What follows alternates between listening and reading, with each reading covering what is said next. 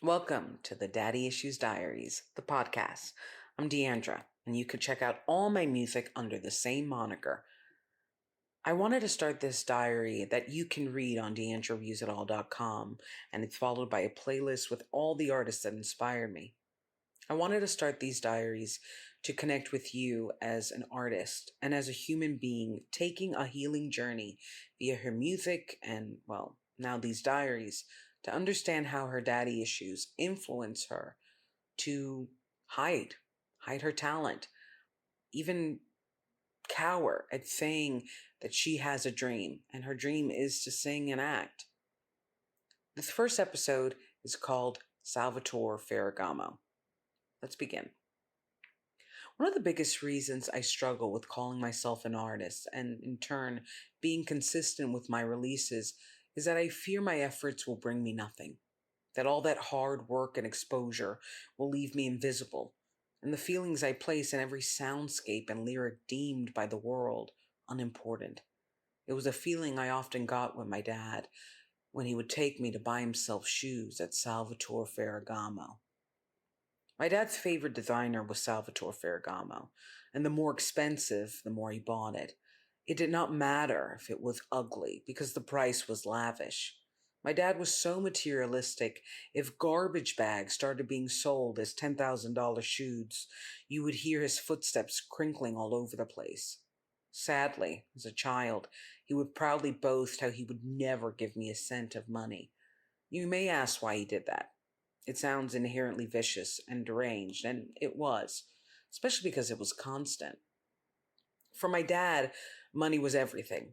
He was a definition of flesh and blood, purely carnal in desire and manifestations.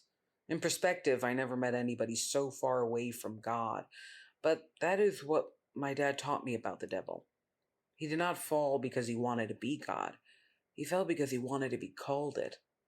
My dad would preach humility and then brag about how he bought a new Lululemon jumpsuit like some white yoga teacher from Brooklyn. He'd flash gold Rolexes as if time itself had personally dripped over it, while brazenly denying me child support, money for textbooks, or even asking a 16-year-old if she could cover his dinner. That's why I found our mall trips torturous. My dad busted into my life like Steve Urkel in Family Matters, bigly, loudly, and with a higher octave voice. Yet he was not that often an appearance for how chaotically lingering he would be in presence. Sometimes I did not know why I'm still so hurt and recovering by his evil. Sure, he called me more bullying names than my actual one. Sure, he said he would pay money, pay for my postgrad, and then ghosted me on my first day studying abroad, leaving me no money to pay for anything in the very bank account he took me to open as a changed man. Sure, in one of the many love letters he wrote to my mother, he mentioned me once, and I directly quote, "If all I have to do to get you back is take her to eat at a diner, I will. P.S. I came in that her to eat at a diner part. I'm the her." My father deduced me into a bill he would desperately try to avoid until I was 18. But what I did not understand was why he needed to humiliate me. We just finished eating at Cheesecake Factory, of which I had started to eat salads in front of my dad. He had a weird way of pigifying the women in his life that he did not like or when he felt disappointed in them at the time. He would say my other sister would have continued being a model had she not started to look like she had eaten one. My grandmother and his least favorite sister, ironically my favorite aunt, were big because they ate men in every way. Looking back, we were fine.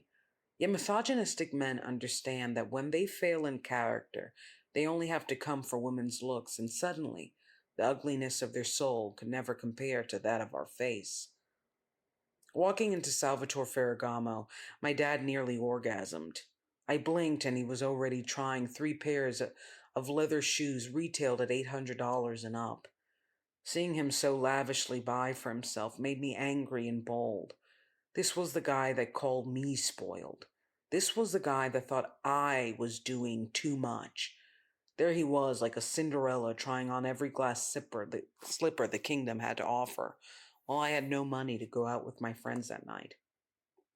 Often we made plans because we were all a bunch of broke kids, but deep down it hurt us that we were paying for Wendy's with dimes.